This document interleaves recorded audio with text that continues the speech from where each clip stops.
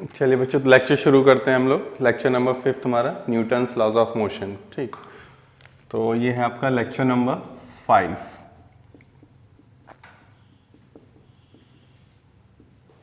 चलिए देखिए, इसमें हम लोग कुछ लास्ट ईयर के क्वेश्चंस डिस्कस कर लेते हैं। देखिए इसमें एक ये क्वेश्चन है आपका 2000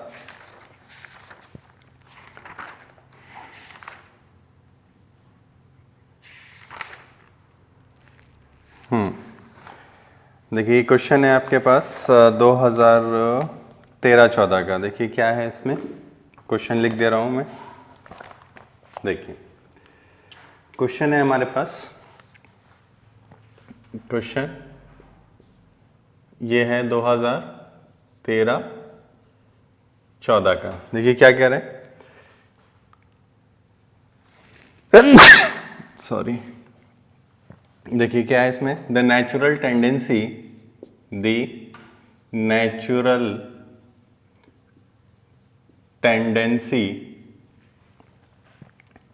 of an object to resist any change in its state of motion. In its state of motion is called its, A option है आपका, इसमें ए ऑप्शन दिया है इन्होंने वेट, बी ऑप्शन इन्होंने दिया है मोमेंटम, सी ऑप्शन इन्होंने दिया है एनर्जी, और डी में इन्होंने दिया है इनर्शिया। ठीक है, तो आपसे कह रहा है कि कौन सा इसकी प्रॉपर्टी है। तो ये हमने बात की थी, द नेचुरल टेंडेंसी या property of a material, of a body, of an object to resist any change in its state of motion is called its inertia. ठीक है, तो क्या आंसर है इसका, इनर्शिया, क्योंकि हमने इस चीज के बारे में डिस्कस किया था। चलिए नेक्स्ट देखिए इसमें क्या कह रहा है इन्होंने। नेक्स्ट क्वेश्चन इन्होंने इसी में पूछा है। देखिए क्या कह रहे हैं, ए बैट्समैन, ये क्वेश्चन है, a batsman hits a cricket ball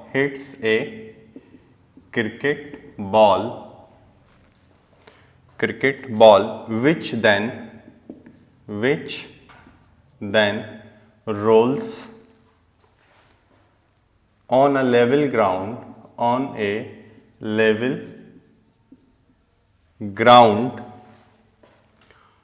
after covering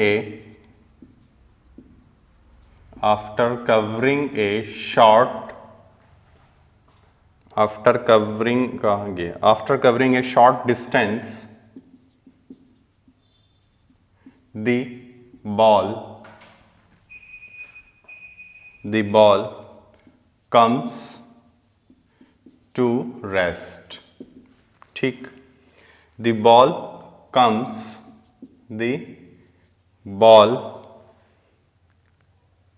comes to stop because, पहला, the batsman did not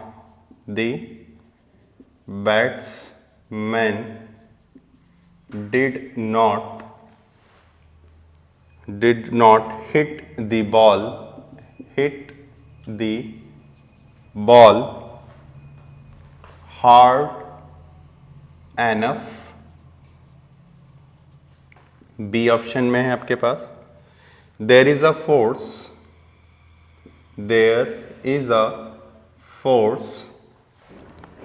on the ball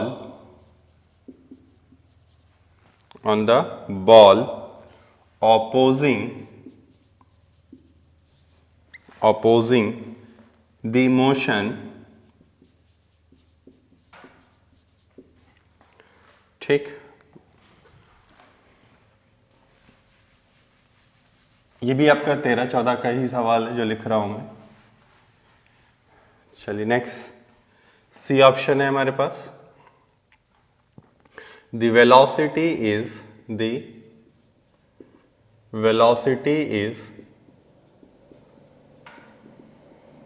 proportional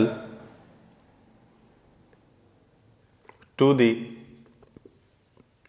the force exerted on the ball। और डी ऑप्शन है आपका, there is no balanced force on the ball, so the ball want to rest।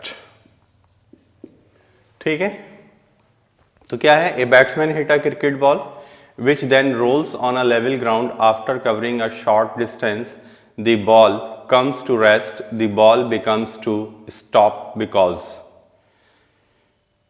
Okay, तो ऐसा क्यों होगा? देखिए, अगर हमारे पास मान लीजिए ये ग्राउंड हो गया, दिस इज द ग्राउंड, अगर ये ग्राउंड है और यहां पे हमारे पास एक ये बॉल है, अगर हमने इसको इधर की तरफ हिट किया, हिट मतलब we have to provide the force, तो ये किसी एक्सेलरेशन से इधर भागने लगेगा, some acceleration, it is moving. अब क्या होगा, जब ये हिट खत्म हो जाएगा, यानी शॉर्ट ड्यूरेशन के लिए लगेगा, तो ये ऐसे आगे बढ़ता जाएगा बढ़ता जाएगा बढ़ता जाएगा, तो क्या होगा, लगातार इस पे कौन काम कर रहा होगा? सोचो, इसको कौन रोकने की कोशिश कर रहा होगा? तो लगातार इस पे एक फ्रिक्शन फोर्स इधर की तरफ लगातार काम कर रही होगी, और क्या होगा कि ये रिटार्डेशन होने लगेगा। क्या होने लगेगा? रिटार्ड। क्यों? क्योंकि यहाँ पे वेलोसिटी मान लीजिए, यहाँ पे चलो मान लो रेस्ट है, अचानक ये आ गया हमारे पास, यहाँ पे मान लो यहाँ पे मान लिए चलिए 6 मीटर पर सेकंड का है, फिर यहाँ पे 4 मीटर पर सेकंड हो जाएगा, फिर ऐसे करते करते कभी तो क्या होगा, 0 हो जाएगा। तो इसका मतलब क्या, कौन सी फोर्स है? ये फ्रिक्शन फोर्स। तो क्या है, there is a force on the body opposing the motion. तो ये आपका आंसर सही होगा, यही तो क्या कर रही है, मोशन को अपोज करेगी। ठीक है, चलिए करिए इसको। ये आपका था 2013-14 का, ठीक है, 13-14 का सवाल है। चलिए आगे बढ़ते हैं अब इसमें, बनाइए इसको पहले जल्दी से, नेक्स्ट डिस्कस करते हैं फिर।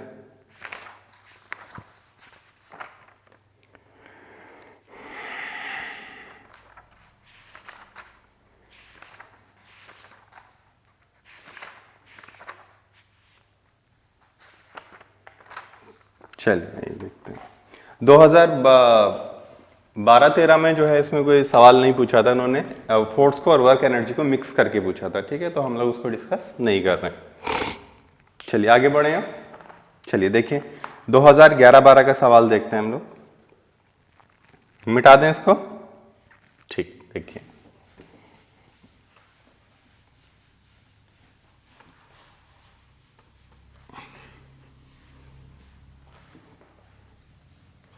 चलिए मैं सवाल लिखता हूं। देखिए क्या कह रहे हैं, ए मोटर कार, क्वेश्चन है ये 2011-12 का। A motor car is moving, a motor car is moving with a velocity of 72 kilometer per hour and it takes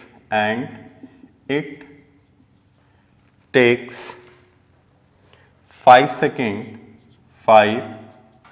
second to stop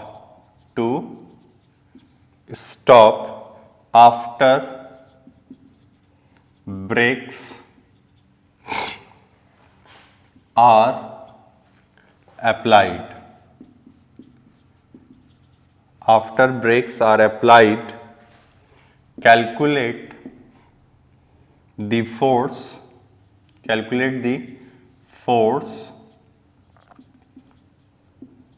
exerted by the brake by the brakes on the motor car if its mass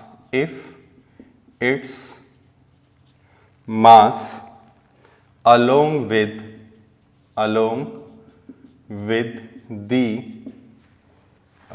the passenger is 900 kg। Option है आपके पास 5400 Newton, B option है आपके पास 4500 Newton, सी option है हमारे पास 3100 Newton और D option है हमारे पास -3600 Newton. ठीक है, तो ये हमें दिया हुआ है। चलिए अब इसको देखते हैं।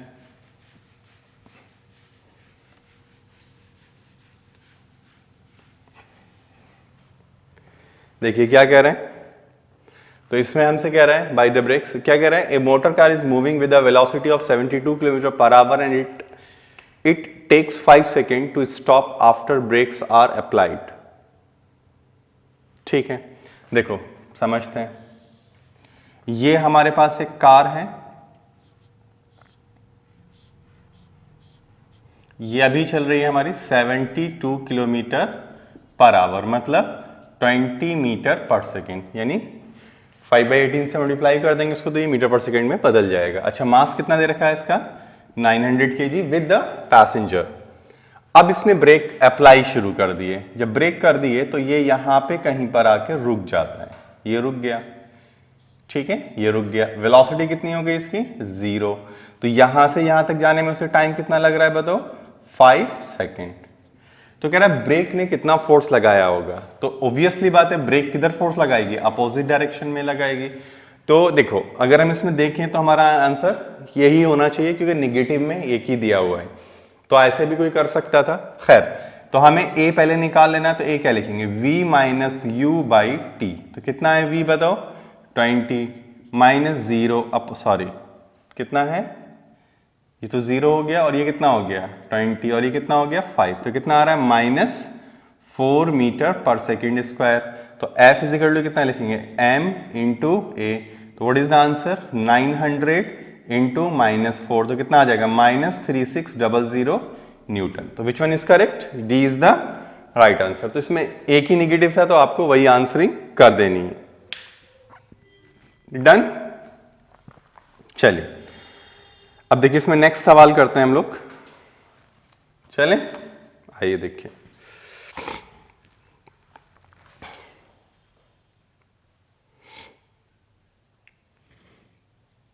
स्टार्ट करें, चलिए देखिए नेक्स्ट सवाल देखते हैं इसी में।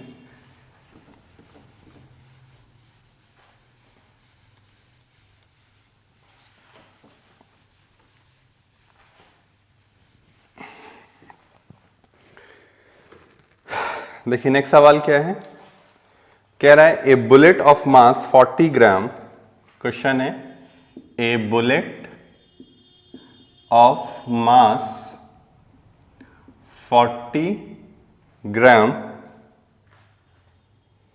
is horizontally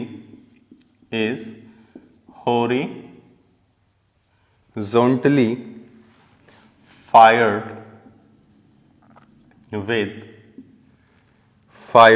with a velocity 200 meter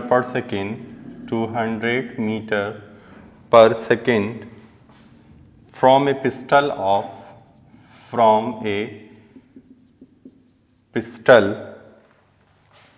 of mass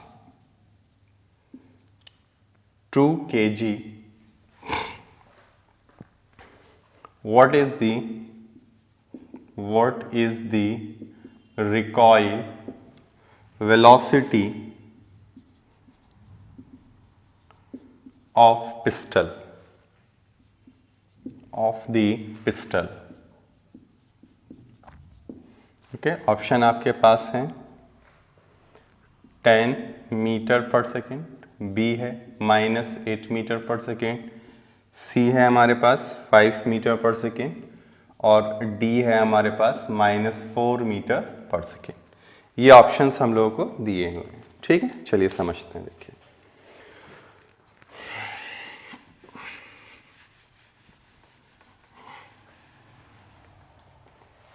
ठीक, तो ये हमें दिया हुआ है। तो ये सिंपल क्वेश्चन है। इसमें हम लोगों ने क्या लिखा था, रिकॉइल। रिकॉइल गन वेलोसिटी कितनी लिखी थी, तो वी गन, तो क्या आया था -mb into u B upon mg। ये लिखते थे हम लोग। नेगेटिव क्या इंडिकेट करता है, रिकॉइल वेलोसिटी।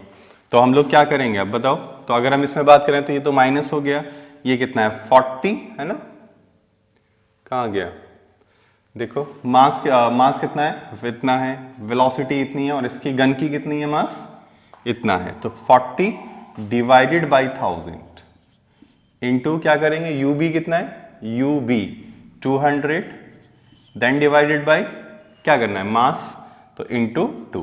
तो कितना आ जाएगा देखो, तो ये पूरा ही कट गया इससे, तो कितना आ रहा है -4 मीटर पर second. Which one is right answer, तो this is your right answer. Clear, चलिए ये समझ में आ गया। तो ये दो सवाल थे आपके फोर्स से, तो इजी सवाल आते हैं, कोई ज़्यादा मुश्किल होते नहीं है। चलिए आगे बढ़े हम, बनाइए इसको आप लोग।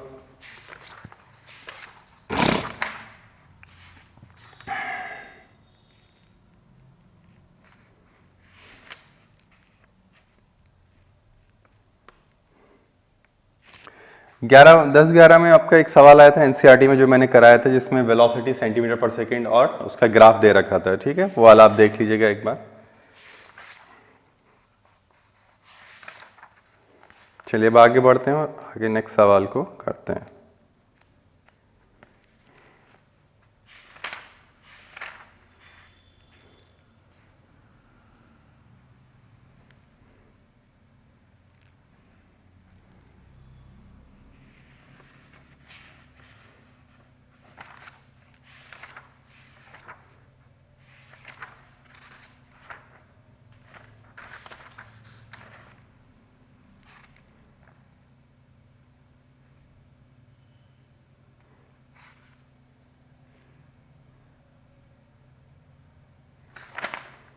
कर लिया ये आप लोगों ने, चलिए आगे बढ़े अब इसमें।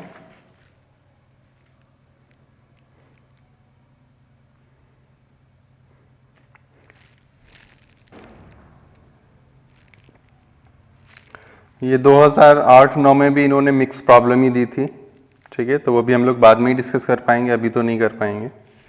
ठीक है, तो और देख लेते हैं। जो प्योर फोर्स पे क्वेश्चन है वही हम लोग करते हैं, क्योंकि अभी हमने पढ़ा नहीं। हाँ, ये देखिए क्वेश्चन नंबर, ये आपका क्वेश्चन है 2007-8 का। ठीक है, देखिए इसको रब कर लेते हैं। देखो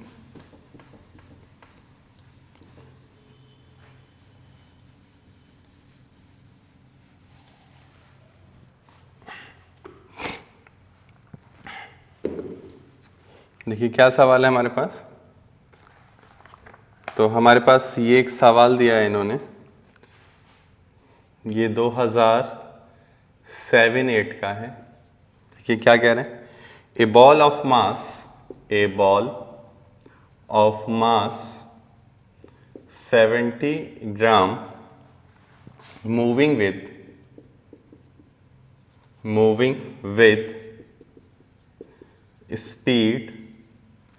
with speed of 0.5 meter per second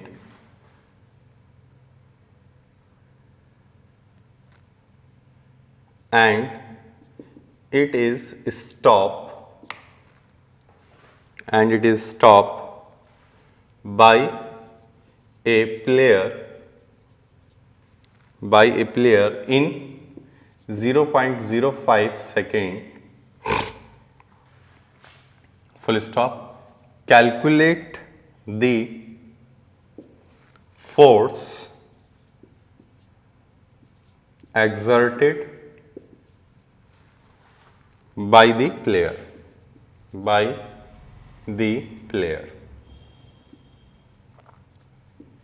ठीक है, ऑप्शन है हमारे पास 0.07 न्यूटन, बी ऑप्शन है हमारे पास 0.7 न्यूटन, सी ऑप्शन है हमारे पास 7 न्यूटन और डी ऑप्शन है हमारे पास 3.5 न्यूटन।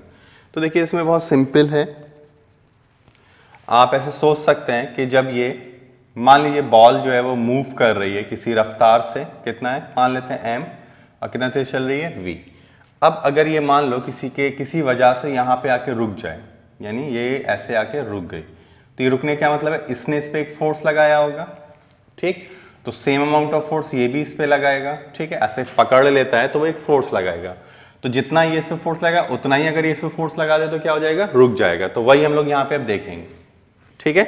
तो अब देखो यहाँ पे v है, v कितना है हमारे पास 0.5, मास इतना है तो v हमारे पास है 0.5 और u मानेंगे इसको, और यहाँ पे आके क्या कर ले रहा है 0, कितनी देर में 0 हो जा रही है तो 0.05, तो एक्सेलरेशन निकाल लेते हैं यहाँ से। तो एक्सेलरेशन कितना आएगा, ऑब्वियसली बात है क्योंकि रिटार्ड करिए तो इस पे फोर्स ऐसे लग रही है, तो आपका जो प्लेयर है वो कितना फोर्स लगा रहा है तो मैग्नीट्यूड वाइज देखा रहा है वो, ठीक है।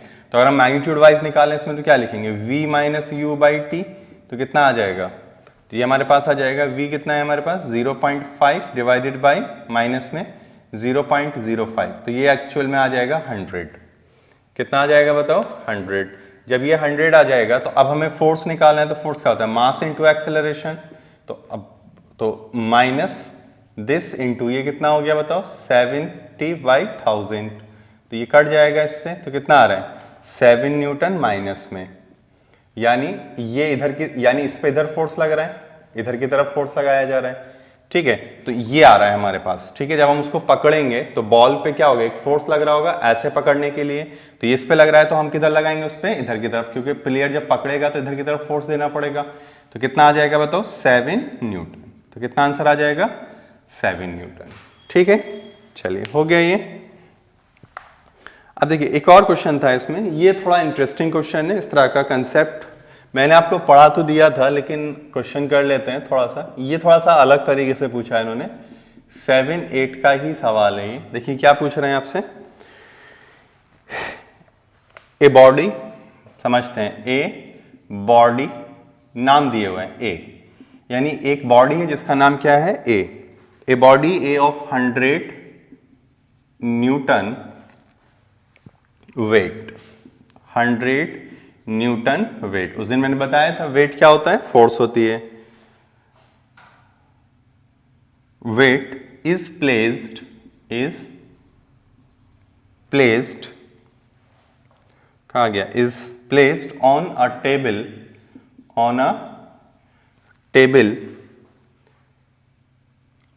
Another smaller body B of 50 Newton weight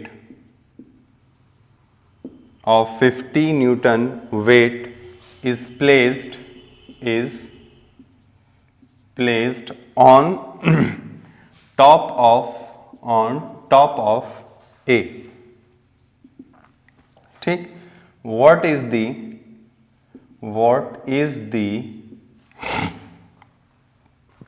force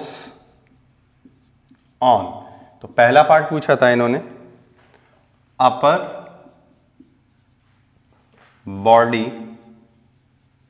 B from the lower body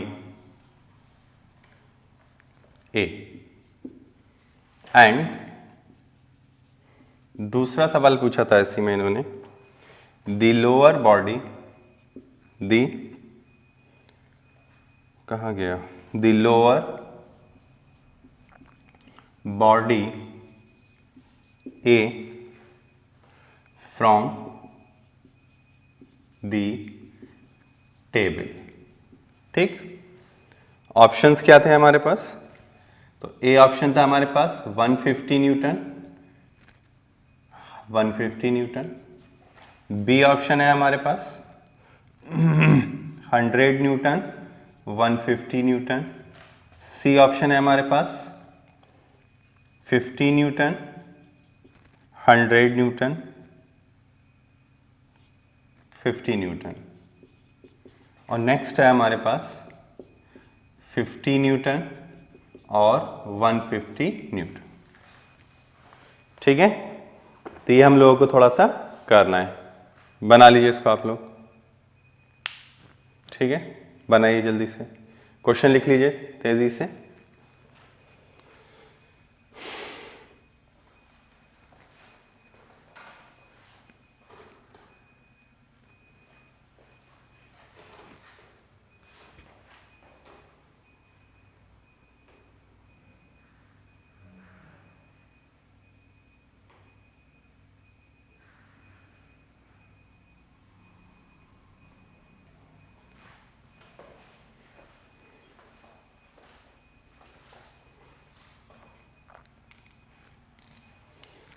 बना लिए? चलिए देखिए करते हैं।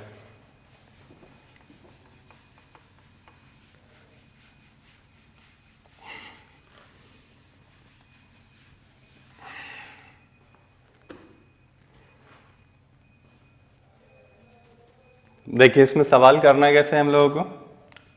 देखो, अगर मेरे पास ये ग्राउंड है, टेबल दिया है ना, तो टेबल ही मान लेते हैं इसको। ये क्या है हमारे पास, एक टेबल है इस तरह से, दिस इज अवर टेबल, ऐसे हम मान लेते हैं टेबल है। ये एक बॉडी है हमारे पास ए, और ये एक बॉडी है हमारे पास बी। अब वो कह रहे हैं ए अपर, देखो उसने क्या पूछा सबसे पहले, what is the force upper body B from the lower body A. ठीक है, देखो समझना जरा बात को। अगर हम यहां कांटेक्ट पे बात करें तो इस बॉडी का वेट ही इसको दबा रहा होगा, वेट ऑफ बॉडी बी, तो रिएक्शन फोर्स भी कितनी होगी, वेट ऑफ बॉडी बी, यानी ये ए की वजह से रिएक्शन फोर्स हुई।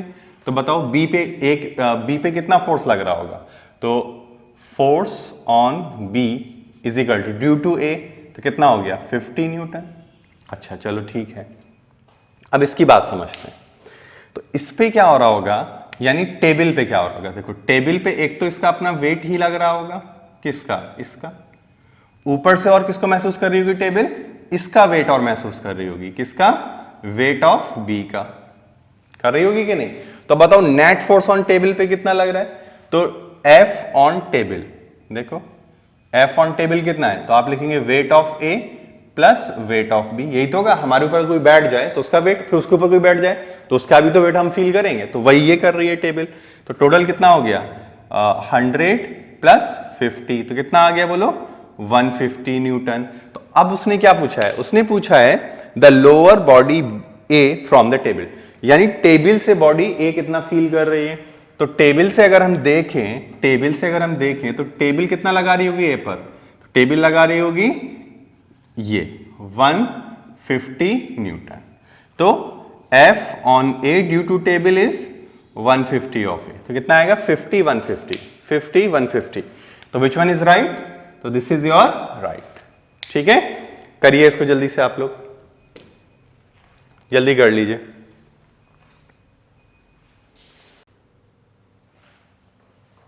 चलिए बच्चों, हो गया ये वाला सवाल। चलिए देखिए अब नेक्स्ट करते हैं इसमें हम लोग। देखिए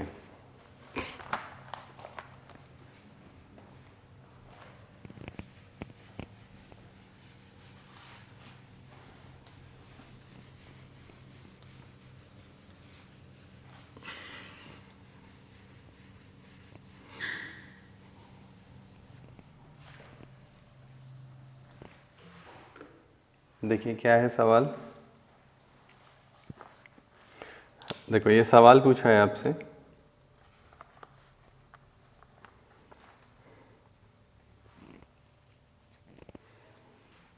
क्वेश्चन पूछा था ये आपसे 6-7 में। देखिए क्या पूछ रहा है, to spheres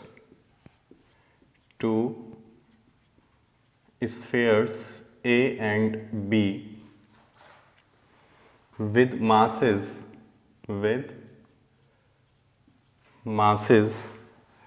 m1 and m2, m1 and m2 respectively are placed on a flat platform and move towards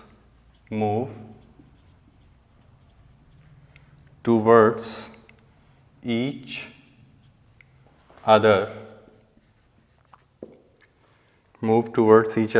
with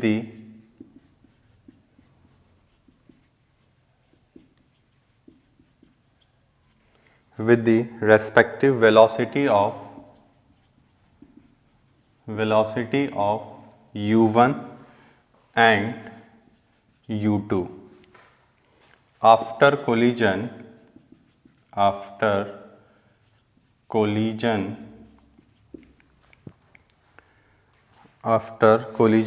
they move in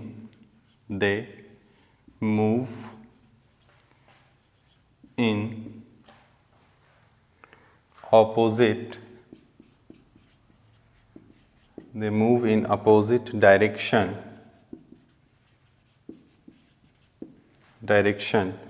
with velocity v1 and v2. The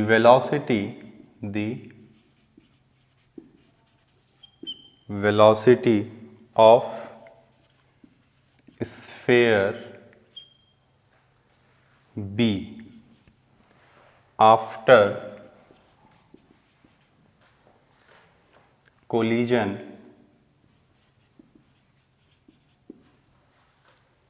is, ठीक है। तो ए ऑप्शन है हमारे पास V2 is equal to m1 u1 plus v1 plus m2 into u2 divided by m2, ठीक है, मतलब ये ब्रैकेट में है। नेक्स्ट बी ऑप्शन पूछा है हमसे v2 is equal to m1 u1 plus m2 u2 divided by m2, ठीक है। सी ऑप्शन है हमारे पास, यहाँ लिख देता हूँ। सी ऑप्शन है हमारे पास v2 is equal to m1 u1 plus v1 plus v1 minus m2 u2 divided by m2, और डी ऑप्शन है हमारे पास v2 is equal to m1 u1 minus v1 plus m2 u2 m2, ठीक, ये option है हमारे पास, ठीक है। चलिए करें इसको, चलिए समझते हैं। देखिए, two spheres A and B with masses m1 and m2 respectively are placed on a flat, ठीक है, and move towards each other with respective velocity of u1 and u2। समझना, देखो क्या कह रहा है। अगर हम ये बोलें, ठीक है, देखो कोलिजन से पहले वो कैसे चल रहे हैं, ये देखिए, ये हमारा m1 है और ये हमारा u1 है, ठीक, यही तो बोला है उन्होंने, क्या कहा है, मूव टूवर्ड्स ईच अदर, ठीक है, विद द रेस्पेक्टिव वेलोसिटी, एक दूसरे की तरफ आ रहे हैं, ठीक है। अच्छा, ये a मान लेते हैं, और ये दूसरा है हमारे पास, ये इधर चल रहा है कितना, u2 से, तो इसका नाम b है, और ये कितना हो गया, m2 हो गया, सही, ओके। फिर ये कह रहा है जब ये टकराते हैं तो ये अपनी अपोजिट वेलोसिटी में चलने लगते हैं। देखो क्या कह रहे हैं, after collision they move in opposite direction with velocity v1 and v2, the velocity of the sphere b after collision is. जब कोलिजन हो जाता है तो देखो कोलिजन के बाद क्या होगा, आफ्टर कोलिजन, मैं यहां लिख दे रहा हूं आफ्टर कोलिजन। अब देखो जब कोलिजन हो जाएगा तो क्या होगा, तो ये अपोजिट में चलना शुरू करेंगे। देखो कैसे चलेंगे अपोजिट में, समझना। ये ऐसे चलने लगेंगे अपोजिट में। तो जब ये अपोजिट में चलेंगे तो हम ये कह सकते हैं कि ये इधर चल रहा होगा, मान लेते हैं V1 से, उसने बोला भी है, और ये इधर चल रहा होगा V2 से, इसको मान लेते हैं M2। ये बात समझ में आ रही है? ओके। अब देखो वेक्टर, ये मोमेंटम एक वेक्टर क्वांटिटी होती है, तो हमने ये माना, ये हमने मान लिया कि इधर की तरफ ये हमारे पास पॉजिटिव है, तो ऑब्वियसली बात ये डायरेक्शन क्या हो जाएगा, निगेटिव। चलिए अब हमें क्या करना पड़ेगा, तो we should conserve the momentum, momentum को कंजर्व करना पड़ेगा। तो करते हैं, तो क्या होगा देखो, तो हम लिखेंगे P I is equal to P F, P I is equal to P F. करिए, तो ये पॉजिटिव है तो क्या लिखेंगे, m1 u1 minus m2 u2। सही है यहां तक? ओके। इज इक्वल टू क्या करेंगे अब हम बताओ, तो ये क्या है नेगेटिव डायरेक्शन में, तो क्या लिख देंगे, माइनस m1 v1, और ये क्या है पॉजिटिव, तो m2 v2। ठीक है, ये भी हमने लिख दिया। अब हमें v2 चाहिए, तो हम m1 v1 को इधर ले लेंगे, तो क्या लिख सकते हैं, m1 u1 plus m1 v1 minus m2 u2 is equal to m2 v2। अब देखो इसमें क्या कॉमन आ रहा है, m1, क्या लिख देंगे यहाँ, u1 प्लस v1 और minus m2 u2 is equal to m2 v2। तो क्या करना है, बस m2 से डिवाइड लेना है। तो यहाँ देख लीजिए कौन सा है इस तरह का ऑप्शन है, कहीं m1 u1 plus v1 minus m2 v2 10। तो C is the right answer. ठीक है, ये हमारा आंसर में, क्योंकि m2 यहाँ डिवाइड करेगा। ठीक है, तो ये फैक्टर मिल रहा है, m2 डिवाइड भी कर रहे हैं। क्लियर है बात? तो ये आपका सॉल्यूशन हो गया। थोड़ा सा सही क्वेश्चन था, बस आपको यही ध्यान रखना था। तो ये मैंने तुम्हें कराया था उसमें वॉल कोलिजन वाला। ठीक है, तो वैसे ही आप प्रॉब्लम को डिस्कस कर सकते हैं। ठीक, अच्छा, अगर V1 पूछ लेता तो क्या करते, तो कुछ नहीं करते। क्या करते, इसको इधर ट्रांसफर कर देते, इसको इधर ले आते, उस तरह से हम इसको निकाल लेते। चलें आगे, अब चलें, ठीक है।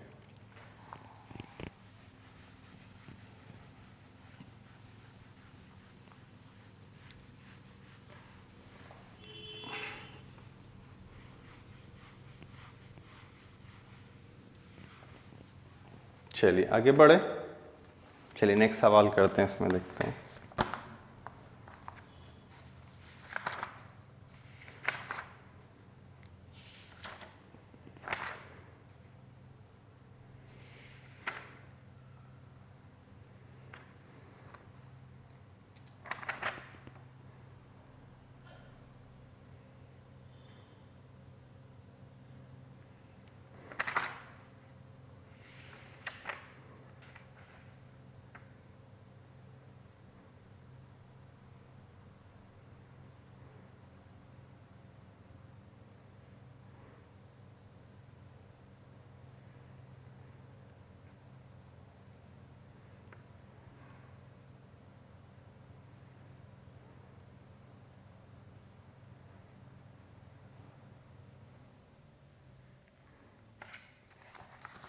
देखिए स्टेटमेंट बेस्ड क्वेश्चन था ये तुम्हारा, मैं लिख देता हूं यहाँ पे।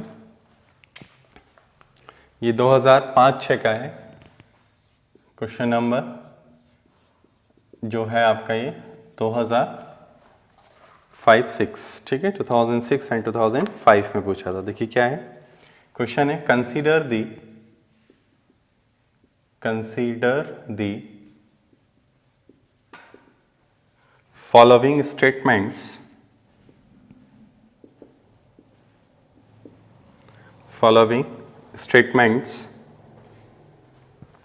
regarding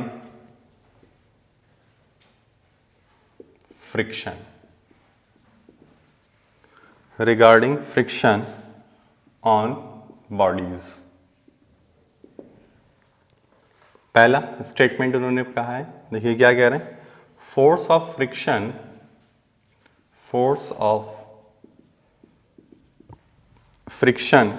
decreases with the application of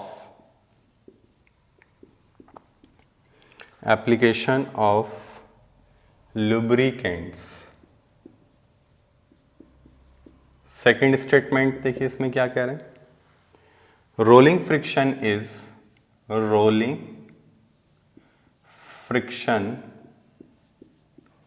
is lesser than sliding friction. Third statement आपसे कह रहे हैं we always try to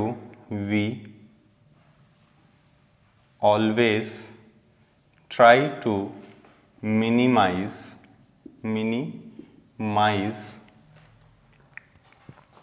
friction.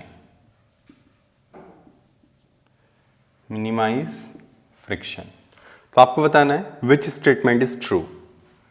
which statement is true. कौन सा स्टेटमेंट ट्रू है ये हमें डिस्कस करना है, ठीक है। तो ए ऑप्शन है आपके पास first and second, B option है आपके पास first and third, C option है आपके पास second and third, D option है हमारे पास फर्स्ट सेकंड एंड थर्ड, ठीक। तो विच स्टेटमेंट इज ट्रू, ठीक है। चलिए बनाइए इसको।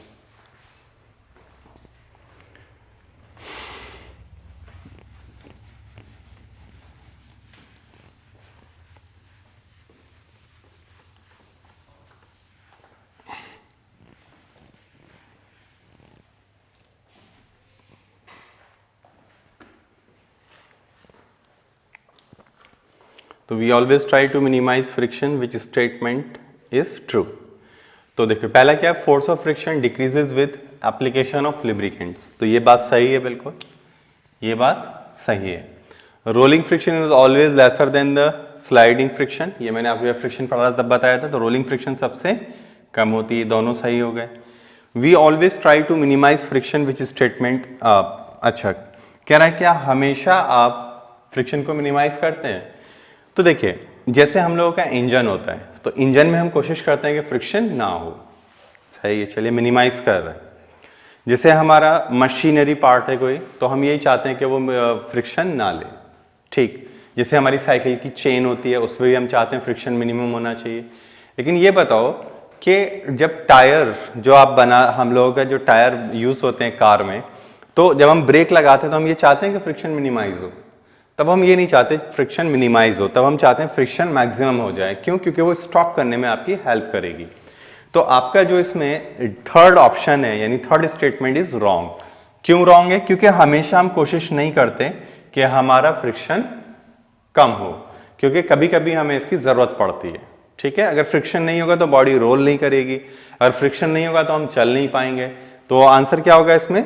सेकेंड, फर्स्ट एंड सेकेंड, तो यानी ए इज द राइट आंसर, ठीक है। तो आपका first and second statement correct है, लेकिन थर्ड स्टेटमेंट गलत है। क्यों? क्योंकि हमेशा ऐसा हम कोशिश नहीं करते हैं, ठीक है। चलिए आगे बढ़े अब हम। चलिए देखिए नेक्स्ट क्वेश्चन हम लोग करते हैं। देखिए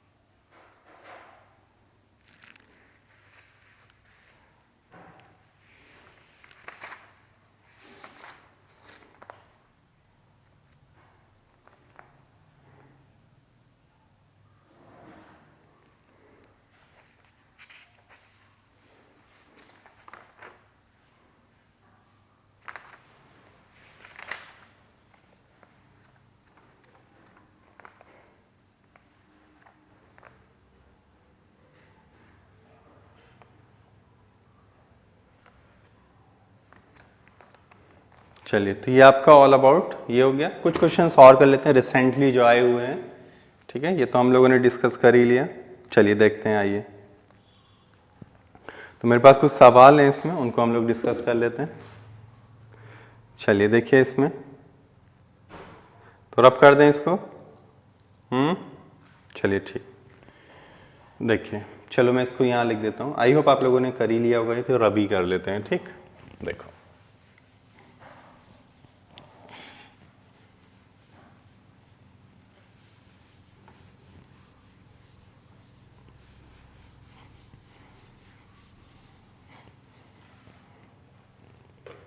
देखिए, ये 17-18 का क्वेश्चन है। देखिए क्या कह रहा है, a machine gun has a mass, question है a machine gun has a mass of 20 kg, full stop. It fires 35-gram bullets at the rate of 400 bullets per minute. ठीक, पर मिनट।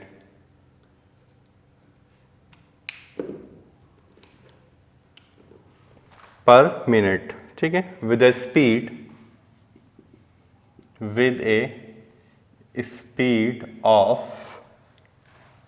400 मीटर पर second. what force must be applied to the gun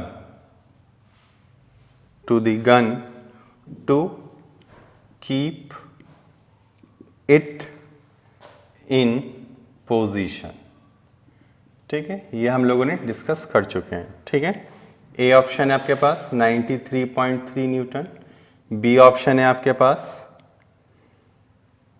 9.33 Newton, C option है आपके पास 933 Newton और D option है आपके पास 9330 Newton.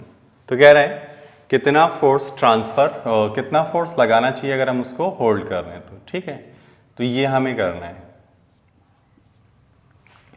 तो चलिए करते हैं, इसको देखते हैं। तो हमें क्या कह रहा है, तो ये चीज़ हमें चाहिए।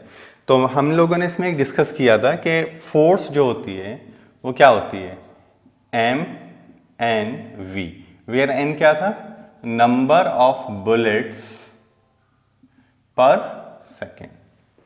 ये आपको याद होना चाहिए, याद आया? ठीक है, प्रीवियस लेक्चर्स में हम लोगों ने ये डिस्कस किया था। अब देखिए यहाँ पे मास किसका होता है, बुलेट का होता है। तो कितनी है बुलेट के मास, 35 ग्राम। तो यहाँ पे कितना लिख देंगे 35 और ग्राम को किसमें बदल देंगे, केजी में, इनटू कितनी बुलेट्स पर सेकेंड फायर कर रहा है, तो 400 पर मिनट है। तो क्या करेंगे 400 डिवाइडेड बाई 60 इंटू वेलोसिटी कितनी रफ्तार रखता है, with velocity of 400। Okay, with velocity of 400। तो देखते हैं इसको 1 2 3 4 1 2 3 4। ओके, तो ये 3 हो गया और ये कितना आ गया 2। तो कितना हो गया ये देखो 70 28 बाई 3। तो 3 9 ज़ा 27, 3 3 ज़ा 9, 3 3 ज़ा 9। तो कितना आ रहा है 93.3 न्यूटन। तो वेयर इज दिस, तो this A is the right answer. ठीक है, बहुत सिंपल सवाल था। चलिए एक और सवाल करते हैं। देखिए एक सवाल और है इसमें, वो भी देख लेते हैं। चलें आगे। नेक्स्ट जो सवाल है तुम्हारा वो है 15-16 का। तो यहाँ पे मैं लिख दे रहा हूँ 2015 और 16 में पूछा है तुमसे। देखिए क्या पूछा है, रब कर लें इसको।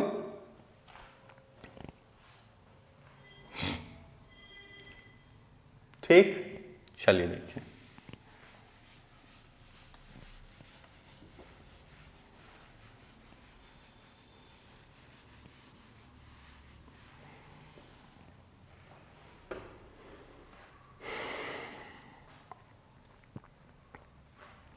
देखिए इन्होंने पूछा है विच ऑफ द फॉलोइंग, ये तो बहुत सिंपल था, विच ऑफ द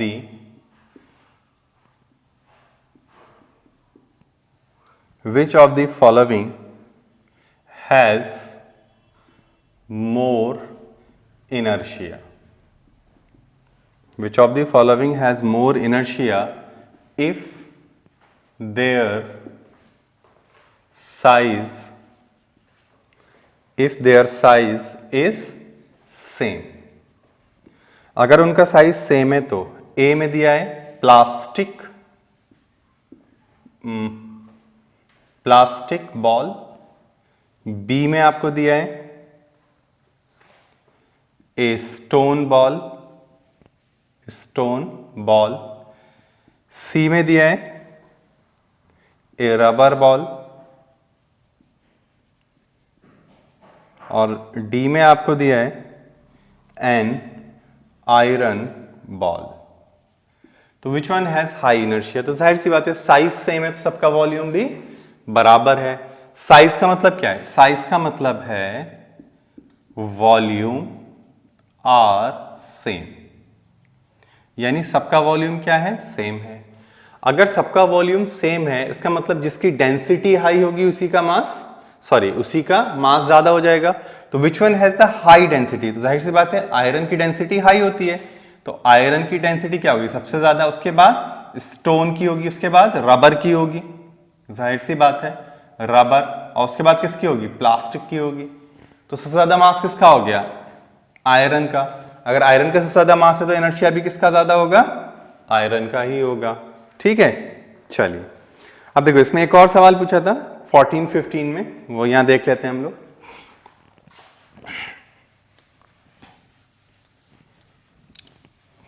देखिए क्वेश्चन ये आपका 14-15 में आया हुआ था। देखिए क्या कह रहा है, what is the momentum of a body. Question है हमारे पास, what is the momentum of a body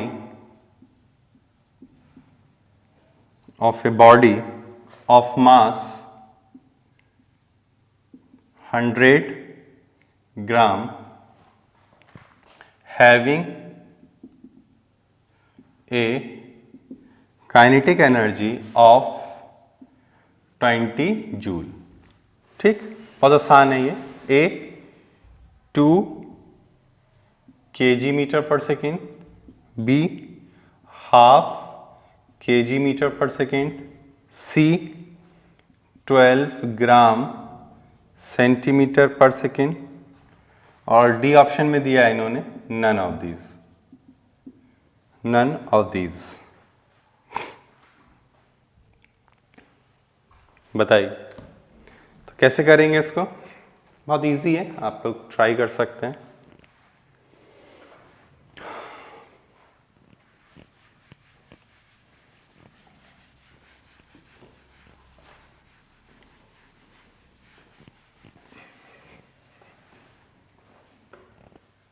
देखिए, what is the momentum of a body of mass 100 gram having a kinetic energy of 20 joule.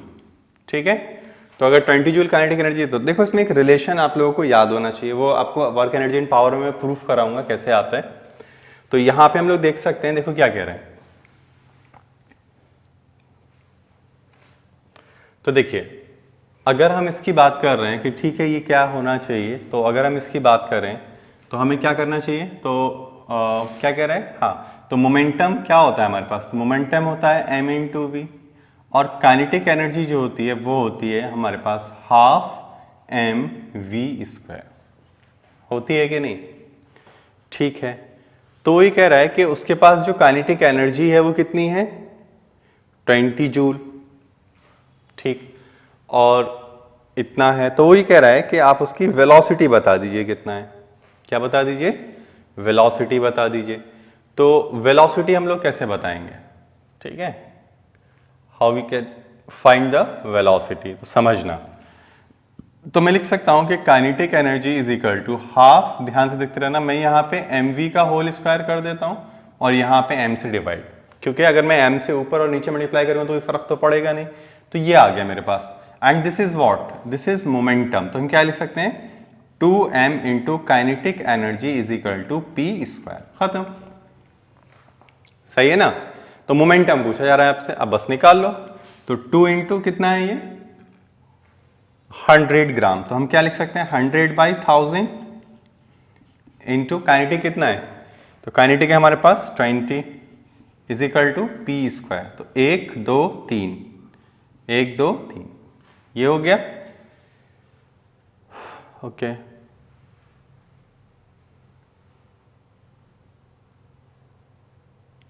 100 आ गया, ये भी आ गया।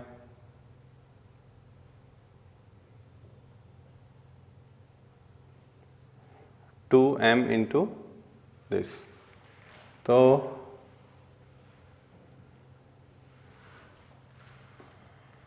P is equal to क्या आ रहा है हमारे पास, तो P इजिकल टू आ रहा है हमारे पास √4/10 मतलब 0.4।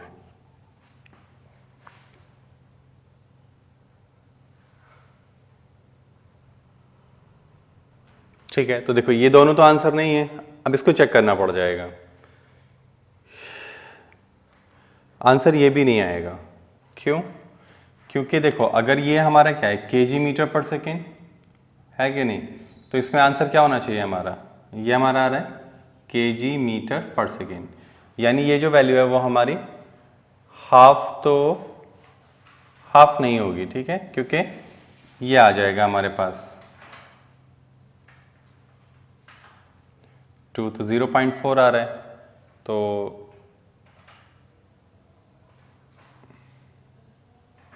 इसका आंसर जो है वो आपका नन ऑफ दीज होना चाहिए। ठीक है, इनमें से कोई भी आंसर मैच नहीं कर रहा है, हाफ भी नहीं आएगा वो। ठीक, क्योंकि हाफ आने के लिए क्या होना चाहिए हमारे पास, अगर हमें इसको हाफ लाना था तो हमारे पास होना चाहिए था 0.25, तो वो तो है ही नहीं, ये तो और बड़ा है और 2 हो नहीं सकता, 12 ग्राम भी नहीं होगा। ठीक है, तो नन ऑफ दीज आंसर रहना चाहिए। आंसर कितना आना चाहिए 0.4 का रूट। ठीक है, कहीं देख लो मिस्टेक तो नहीं है हमारे पास कोई, क्वेश्चन में एक बार चेक कर लेता हूँ, क्वेश्चन तो सही लिखा है। ठीक है, मिस्टेक नहीं होना चाहिए, क्योंकि फिर 100 ग्राम 20 जूल। ठीक है, what is the momentum of a body of mass. ठीक है, ये है हमारे पास, सही। देखो बहुत ही, अगर इसको थोड़ा चेक करना चाहते हैं तो हम ऐसे भी कर सकते हैं। देखो उसको क्या लिख सकते हैं 40/100, 40/100 लिख सकते हैं, तो नीचे 1/10 आ जाएगा और √40 आ जाएगा। अब देखो ये जो 40 है ना, ये जो चीज़ है हमारी, इसकी वैल्यू जो है वो ग्रेटर देन कितनी आएगी बताओ 6 आएगी कि नहीं, और अगर ग्रेटर देन 6 हो गई तो ये वाली वैल्यू खत्म हो जाएगी। अब समझ में आ रही है बात, तो ये थोड़ा सा हम लोगों को ध्यान रखना है। तो आंसर कौन सा होगा इसमें, नन ऑफ दीज।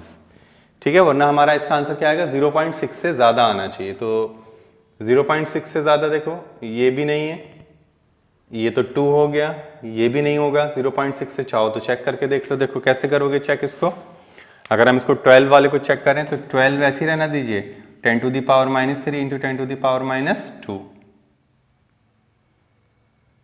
10⁻², 10⁻²। ठीक है, तो ये आ रहा है, तो ये भी कितना आ रहा है, तो ये तो और छोटा हो जा रहा है। ठीक है, तो चलिए इसको कर लीजिए। चलिए बच्चों देखो एक और सवाल कर लेते हैं इसमें, इसको रब कर लेते हैं। आइए एक और सवाल करते हैं।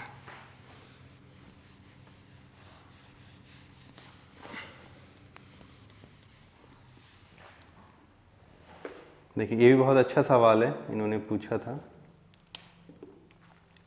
लेकिन थोड़ा आप ये शायद हटा दिया था उस साल, पूछा नहीं था, मतलब पूछा था लेकिन उसको कंसिडर नहीं किया था। ये 17-18 में आपसे पूछा है। देखिए क्या पूछा है, in a tug war, in a tug of war a 100 kg mass is hanged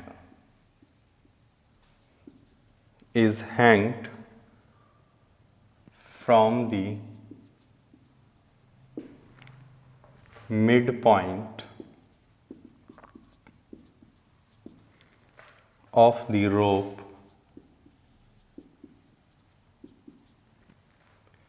the force that each side should exert to make the rope horizontal again is 980 Newton, 980 by 2 Newton, 9800 Newton और d है हमारे पास infinity. इसको infinity कहते हैं, infinity. ये हमें करना है, ठीक है। चलिए देखते हैं, तो ज़रा इसको समझते हैं। थोड़ा सा ये क्वेश्चन 11th स्टैंडर्ड का है, मतलब मैं समझाने की कोशिश करता हूँ। देखिए इसमें करना क्या होगा, समझना। मान लीजिए कि ये वो रोप है जो टग ऑफ वार का मतलब होता है कि देखा होगा दो टीम होती हैं, वो एक दूसरे पे ऐसे फोर्स लगाती हैं और बीच में कुछ चीज़ होती है, उसको पकड़ने की कोशिश करते हैं, उसको हम बोलते हैं टग ऑफ वार। तो वही चीज़ है ये। तो अगर हम यहाँ पे ऐसे बात कर रहे हैं, ये देखिए ये दो इस तरह से है, तो ये इस पे ऐसे फोर्स लगा रहा होगा, मान लीजिए F, और ये इधर फोर्स लगा रहा होगा कितना, F, ठीक। ये हॉरिजॉन्टल है, यानी अगर मैं यहाँ पे ऐसे ग्राउंड मान लेता हूँ तो है ना ग्राउंड के पैरेलल। हॉरिजॉन्टल अगेन का मतलब कि जब उस पर ये लटका दिया जाएगा मास। अब हम क्या कर रहे हैं, इसके बीच में एक वेट लटका रहे हैं। ये रोप है हमारे पास, दिस इज रोप। ये क्या है हमारे पास, रोप। अब हमने क्या किया, इसके मिड में बिल्कुल मिड में हमने एक ऐसे 100 kg का एक ब्लॉक लटका दिया। जब हम इस पर 100 kg का एक ब्लॉक लटकाएंगे तो क्या होगा कि ये जो है आपका वो इस तरह से झूल जाएगा, यानी इस तरह से हो जाएगा कि नहीं। और थोड़ा सा वैसे बना लेते हैं, देखिए तो ये थोड़ा सा ऐसे क्या करेगा, ऐसे झूल जाएगा, ठीक। जब ये ऐसे झूल जाएगा तो ये इसका मिड पॉइंट है। चलिए ठीक है, ये भी। तो अगर ये मिड पॉइंट है तो ज़रा ध्यान से समझते हैं। तो ठीक है, अगर ऐसा है तो हमें क्या करना पड़ेगा, तो देखिए, तो अगर हम ये बोलें कि इसको हॉरिजॉन्टल रहना है, ठीक, ये बात भी समझ में आती है। तो थोड़ा ध्यान से देखेंगे तो इसकी तरफ ऐसे एक फोर्स लग रही होगी कि नहीं। तो इधर एक फोर्स लग रही है हमारे पास, ठीक है। कितनी फोर्स लग रही है उस पर, तो हम मान लेते हैं उस पर एक T फोर्स लग रही है, ठीक। अच्छा, इधर भी सिमेट्री से इतना ही फोर्स लगेगा, तो ये भी इधर लग रहा होगा। नीचे क्या लग रहा होगा, इसका वेट कितना, 100G। चलिए ठीक है। अब ये बताओ इसको कौन बैलेंस करेगा, तो आप बोलेंगे ये बैलेंस करेगा, तो ये नहीं बैलेंस करेगा, इसका कोई कंपोनेंट बैलेंस कर रहा होगा। तो उसको समझते हैं। देखिए, तो अगर हम यहां पर, ये हमारे पास, अगर हम इसको थीटा मान लें, क्या मान लें, थीटा मान लें, ठीक है। तो अगर चलो इसको थीटा ले लें, अगर हम इसको थीटा ले लें तो ये 90 हो गया, तो ये क्या हो जाएगा, 90 माइनस थीटा। तो ये भी हम कह सकते हैं कि ये अगर थीटा है तो ये भी क्या होगा, बोलो जल्दी से, थीटा होगा कि नहीं। इसको हटा देते हैं। अब ये बताओ इसको कौन बैलेंस करेगा, तो आप बोलेंगे इसका वो कंपोनेंट जो ऐसे लग रहा होगा। तो मैंने सिखाया था तुम्हें, इसका परपेंडिकुलर नहीं है, तो क्या लग रहा होगा, T साइन थीटा। और इधर भी कितना लग रहा होगा, T साइन थीटा। अच्छा, अब ये दोनों मिलकर इसको बैलेंस करेंगे तो देखो कितना आ रहा है। तो T is equal to 2T, ध्यान से समझना, 2T sine theta is equal to क्या होना चाहिए, 100G। चलो ठीक है। तो तो T हमें निकालना, यही वो फोर्स है जो हमें चाहिए, यही F होगी। तो क्या चाहिए हमें, तो 100 into G upon 2 sine theta. अब ध्यान से सोचना, अब वो ये कह रहा है कि इसको हॉरिजॉन्टल रखना है तुम्हें। अगर इसको हॉरिजॉन्टल रखना है तो ये एंगल कितना होना चाहिए, बोलो जल्दी से। तो आप बोलेंगे दिस एंगल मस्ट बी 0। अगर ये 0 हो गया तभी ये इस तरह से खड़ी हो जाएगी। इसका मतलब थीटा कितना होना चाहिए हमारा लॉजिकली 0 डिग्री। अब बताओ साइन 0 कितना होता है, तो साइन 0 डिग्री 0 ही होता है। अब मुझे ये बताओ 100 इंटू 10/2 इंटू 0, तो what is the answer is there infinity. तो बताओ इसके एंडेड पे कितनी फोर्स लगानी पड़ेगी, इन्फिनिटी। तो which one is the right answer, तो आपका जो आंसर होगा वो क्या हो जाएगा, D is the correct answer. सही, बनाइए इसको। अब इसी के जैसा मैं एक और क्वेश्चन कराता हूं तुम्हें, देखिए बना लीजिए पहले इसको जल्दी से। हम एक और क्वेश्चन करते हैं इसी के जैसे को। चलिए मैं इसी के जैसा एक और क्वेश्चन कराता हूं तुम्हें, आइए देखिए। तो ये मिटा देता हूं मैं, आप सॉल्यूशन उतार लीजिए। देखिए थोड़े से और बढ़िया क्वेश्चन कर लेते हैं, फिर इसको कवर अप करते हैं, ठीक। आइए देखिए, तो क्या है हमारे पास, देखिए क्वेश्चन ऐसा ही क्वेश्चन करते हैं। देखिए क्या कह रहा है क्वेश्चन नंबर, ये क्वेश्चन है हमारे पास। देखिए क्या कह रहा है, in a game of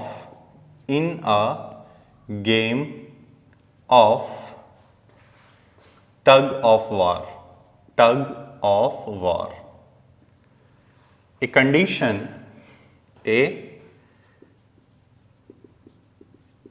condition of equilibrium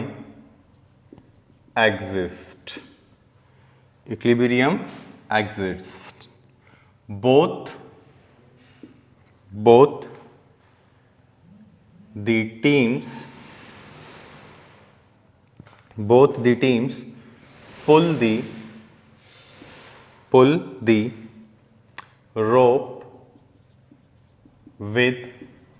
rope with a force of 10 to the power 4 Newton, full stop. The tension in the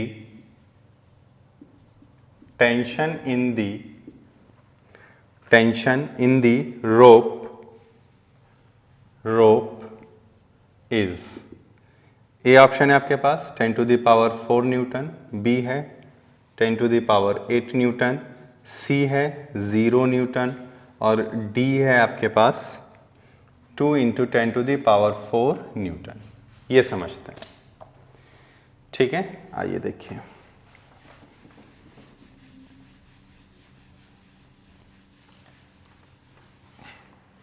देखो हाँ, तो इसमें क्या कह रहा है, इक्विलिब्रियम का मतलब होता है कि ये अगर हमारे पास रोप है, समझना, ये अगर हमारे पास रोप है तो इस पे अगर इधर एक फोर्स लगाई जाए और इस पे भी इधर एक फोर्स लगाई जाए, कितनी 10 टू द पावर 4 न्यूटन और 10 टू द पावर 4 न्यूटन। तो कह रहा है इसमें टेंशन कितनी होगी, तो किसी भी पॉइंट को देख लीजिए, इधर कितनी टेंशन लगेगी इसकी वजह से, तो कितनी लग रही होगी इस पे बताओ 10 टू द पावर 4 न्यूटन, और इधर इस पे कितनी लग रही होगी 10 टू द पावर 4 न्यूटन। तो टी नेट कितनी लग रही होगी 0 न्यूटन, कितनी लग रही होगी 0 न्यूटन। तो which one is the right answer 0 Newton. चलिए देखिए एक और, ये भी बहुत प्यारा सवाल है, इसको और करते हैं। कंसेप्चुअली सवाल है ये वाला जो हम करने जा रहे हैं, बना लीजिए इसको जल्दी से। ये ज्यादा अच्छा सवाल है, मैं यहां लिख देता हूं इसको, ठीक है। ये आपने कर ही लिया होगा, देखिए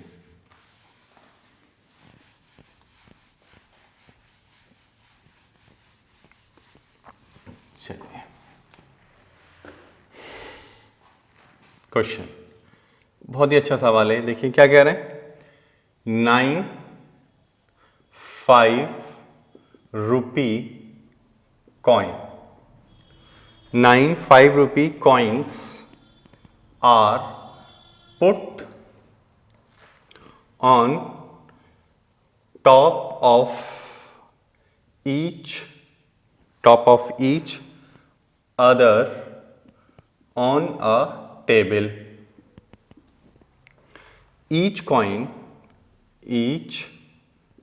coin has a mass of m kg. The reaction reaction of the fifth coin counted from bottom on the sixth coin is, A option है आपके पास 0 mg, ठीक है।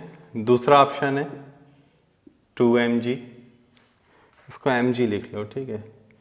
डी ऑप्शन है, क्या कर दिया, बी, ये क्या है हमारे पास, सी 4 mg, mg मतलब मास इनटू ग्रेविटी, ठीक है, मिलीग्राम मत समझ लेना। और डी है यहाँ पर 5 mg, ठीक है। ये हमें करना है, तो चलिए करते हैं, आइए देखिए।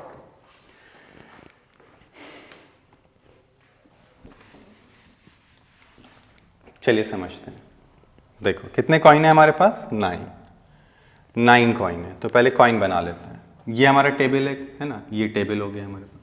यहाँ पे कॉइन है 1 2 3, सिमेट्रिक है, ठीक है, 4 5 6 7, कितने हो गए, 7 8 9, ठीक है। इसको थोड़ा बड़ा करके बना लेते हैं। ये तो 1 2 3 4 5 6 7 8 9, ठीक है। अब वो क्या कह रहा है तुमसे, अब वो कह रहा है कि पांचवा जो है, क्या कह रहा है, the fifth coin, each coin has mass of m, the reaction of the fifth coin on the sixth coin. यानी इसका, तो पहले ये देख लेते हैं 6 कॉइन की हम बात कर लेते हैं। तो ये जो 6 कॉइन है हमारा, इस पे कितना लग रहा होगा, तो ऊपर से काउंट कर लो, 1 2 3 लग रहा होगा, और चौथा अपना वेट भी लगा रहा होगा। तो नीचे कितना दे रहा होगा, ये 6 कॉइन है अगर हमारे पास, सिक्स्थ कॉइन। तो सिक्स्थ कॉइन पे ऊपर से कितना लग रहा है, तो ऊपर से लग रहा है कितना, 3 mg। क्यों, देखो mg और mg, तो अपने सर पे ही कितना बोझा लेके चल रहा है, तो आप बोलेंगे 3 mg, ठीक है। लेकिन इसका एक अपना भी तो था, यानी ये तो 3 mg तो है ही इसके ऊपर, इसके साथ साथ इसका अपना भी तो है mg, तो कितना हो गया टोटल 4 mg। तो बताओ फिफ्थ वाले पर कितना लगा रहा है ये, तो ये लगा रहा है फिफ्थ वाले पर, ये लगा रहा है 5 mg, सॉरी कितना लगा रहा है 4 mg, यहां लिख देता हूं 4 mg। अब रिएक्शन कितना देगा फिफ्थ वाला कॉइन, तो फिफ्थ वाला रिएक्शन भी तो इतना ही देगा, सेम रिएक्शन, तो ये रिएक्शन हो गया। तो reaction by fifth coin is 4 mg। तो which one is right answer, 4 mg। तो ये हो जाएगा हमारे पास, ठीक। अब बाकी निकाल सकते, थर्ड फोर्थ पे कितना है, इस तरह से अगर पूछ ले तो वो आप निकाल सकेंगे। क्लियर, चलिए आगे बढ़े। अब चलिए और थोड़ा सा देख लेते हैं क्वेश्चन। चलिए आगे बढ़ते हैं अब इसमें।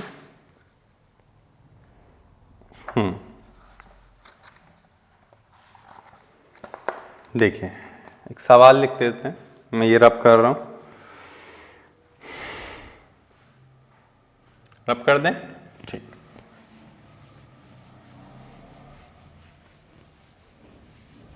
देखिए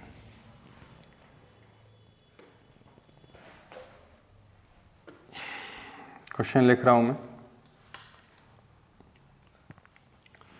question, A bag of sand of mass m is suspended by a rope. A bullet of mass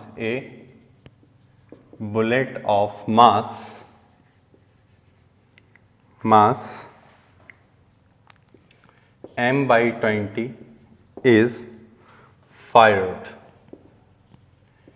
at it with a velocity with a velocity of v and gets embedded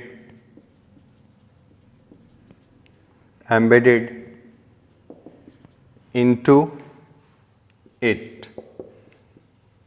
The velocity of the bag finally is, ये option है 21/20 of v, C option है आपके पास 20/21 of v, B option है आपके पास v/20 और सी option है आपके पास v/21। सही। तो ये आपसे कहा जा रहा है, देखो इसको हम डायरेक्ट भी शॉर्टकट लगा के कर सकता हूं, लेकिन तो मैं थोड़ा समझा देता हूं। देखिए क्या है,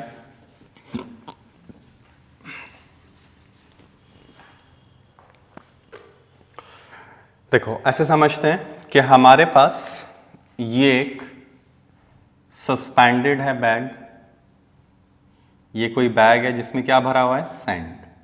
ये सैंड भरी हुई है इसके अंदर। इस बैग का मास कितना है, m, ठीक, और ये रेस्ट पर है। अब देखो एक बुलेट है हमारे पास जिसका मास कितना है, m/20 और कितना तेज चल रहा है, v से। तो जब ये इसके अंदर एम्बेडेड हो जाता है, देखिए जब ये एम्बेडेड हो जाएगा, समझना, जब ये बुलेट इसके अंदर आ गई, ये आ गई बुलेट, जब ये बुलेट आ गई तो अब इनकी कुछ वेलोसिटी होगी vc, यही हमें बतानी है। ठीक है, तो we have to apply the conservation of momentum. तो लगाइए, तो इनिशियली कितना है उसके पास, देखो m/20 into V plus m into 0 is equal to final कितनी हो जाएगी। तो देखो दोनों का मास ऐड हो गया, तो क्या लिखेंगे, m plus m/20 into V C. तो कितना आ जाएगा, v/20 into m is equal to 21/20 m into V C. ये कट गया इससे। अब देखो 20 से 20 भी कट गया, तो which one is the right answer, V C is equal to v/21। तो क्या आंसर आ जाएगा, v/21। तो v/21। सही, बनाइए इसको।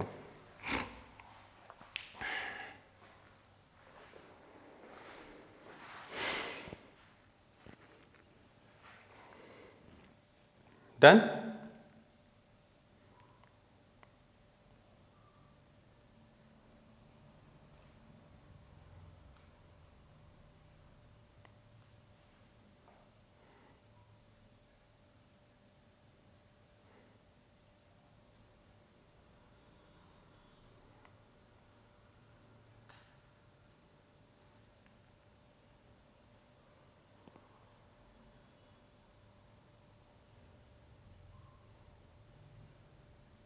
चलिए आगे बढ़े, देखिए नेक्स्ट सवाल।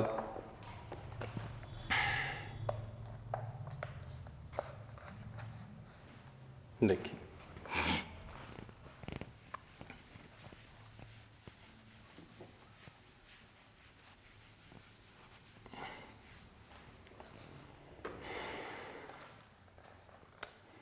figure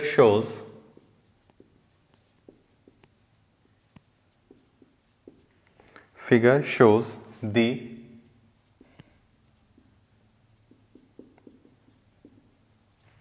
thrust time graph of a rocket if the mass of the rocket is 1 ton, 1 ton, comma, then the velocity of the rocket after 1 minute starting from rest is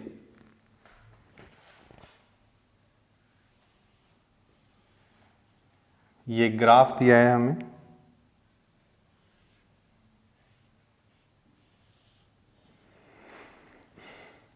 ये 4000 है, ये 2000 और ये थ्रस्ट है। Thrust force ही होती है, thrust है मतलब थ्रस्ट का मतलब एकदम सडनली आएगी बहुत तेजी से, ठीक। और यहाँ पे कुछ हमें ये दे रखे हैं, ठीक। और ये टी है किस में, सेकेंड में। ये 0, 10, ठीक है, 20, ये आपको दिया हुआ है 40 और ये आपको दिया हुआ है 60, ठीक है। ऑप्शन आपको दिए गए, ए ऑप्शन है 18 मीटर पर सेकेंड, बी ऑप्शन है 180 मीटर पर सेकेंड, सी ऑप्शन है हमारे पास 1800 मीटर पर सेकेंड और डी ऑप्शन है हमारे पास नन ऑफ दीज। ये हमें बताना है, ठीक है। चलिए करें, आइए देखिए करते हैं। चलिए देखिए,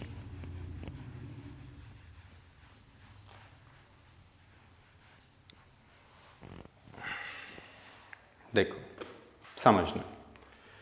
तो ये है हमारे पास, तो ये फोर्स दिया हुआ है हमें यहाँ पे, थ्रस्ट है एक तरह से, और ये हमें ये दिया हुआ है। तो आपको पता है कि अगर हम एरिया अंडर द फोर्स या थ्रस्ट वर्सेस टाइम ग्राफ निकालते हैं तो क्या मिलता है, चेंज इन मोमेंटम। चलिए चेंज इन मोमेंटम कैलकुलेट करते हैं पहले।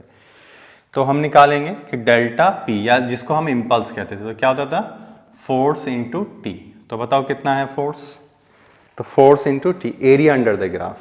तो चलिए एरिया निकालना पड़ेगा, तो इसकी ट्रेपेजियम है तो निकालते हैं।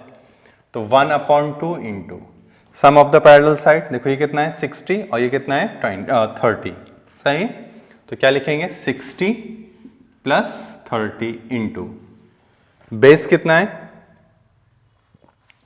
बेस हो गए, दोनों पैरेलल हो गए, हाइट कितनी है 4000। तो यहां पे कितना लिख देंगे बताओ, 4000। तो देखो कितना आ रहा है, ये कितना हो गया 90 इंटू 2000 लिख लेंगे, क्यों, ये इससे कम हो जाएगा। और यहां पे क्या आएगा, P F minus P I, सही। तो पी एफ कितना कह रहा है कि 1 मिनट के बाद बताओ, तो 1 मिनट तो ले चुके, तो ठीक है, हमें नहीं पता तो हम वी मान के चलते हैं उसकी। रॉकेट जो था हमारा वो ऐसे ही तो था, यानी यहां बना देते हैं, देखो ऐसे था। तो ये क्या था, इनिशियली एट रेस्ट पे था, तो ये क्या था, रेस्ट। और t इजिकल टू क्या मान लिया 0। अब ये यहां पर आ गया, जब यहां पर आ जाएगा ये देखो, तो यहां पे t इजिकल टू कितना हो गया 1 मिनट, और अब ये किसी रफ्तार v से चल रहा है, ठीक है। उसने ये माना है मास लगभग कांस्टेंट मान लीजिए, 1 मिनट में इतना मास नहीं रिलीज कर पाएगा वो, यानी बर्न नहीं कर पाएगा फ्यूल, ठीक है। चलो तो अब हम क्या करें, तो ये अगर हमारे पास है तो देखो ये कितना लिखेंगे हम, mass of rocket into velocity minus m into 0 is equal to 18 into 10 to the power 4, ठीक है। तो ये मास कितना है, टन, टन का मतलब होता है 1000 kg, इंटू v पता नहीं, ये 0 हो गया, तो 18 इंटू 10 टू दी पावर 4, तो इससे कम कर दो तो कितना आ रहा है, v is equal to 180 metre पर सेकेंड। तो कितना आंसर आ गया 180 मीटर पर सेकेंड। तो विच वन इज करेक्ट, तो बी इज द करेक्ट। समझ में आया, तो ये मैंने कंसेप्ट तुम्हें बताया भी था, और ये एरिया भी निकालना बताया था कि अगर इसका आप एरिया निकालते हैं तो अंडर एरिया जो है क्या देगा आपको, चेंज इन मोमेंटम, ठीक है। इंपल्स वाला केस है वही। चलो करो इसको जल्दी से।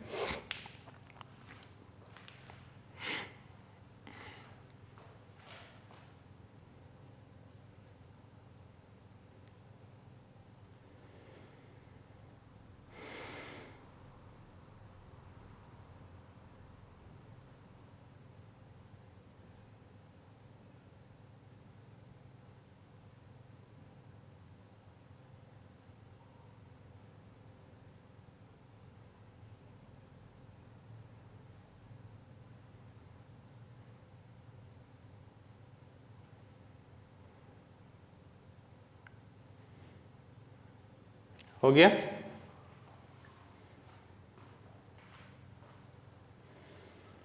चलिए और कर लें 1-2 सवाल।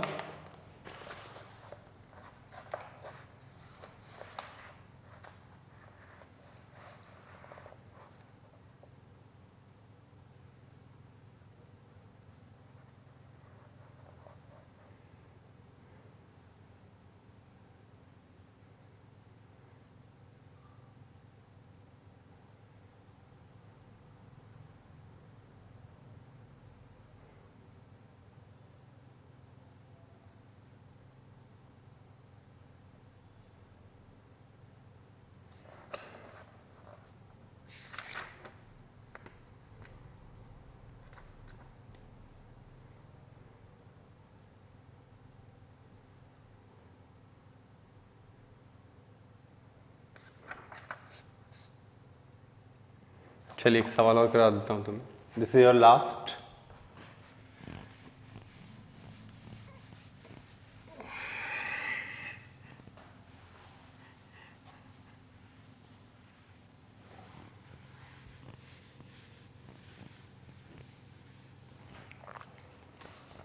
देखें, ये ग्राफ दिया है तुम्हें डिस्प्लेसमेंट वर्सेस टाइम का, ठीक है।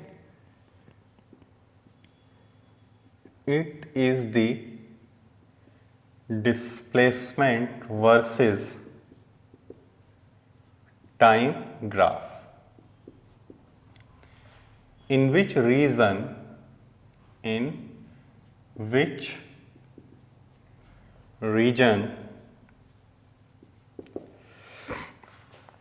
force is zero, in which region force is zero। तो ये हमारे पास ग्राफ है, ठीक है।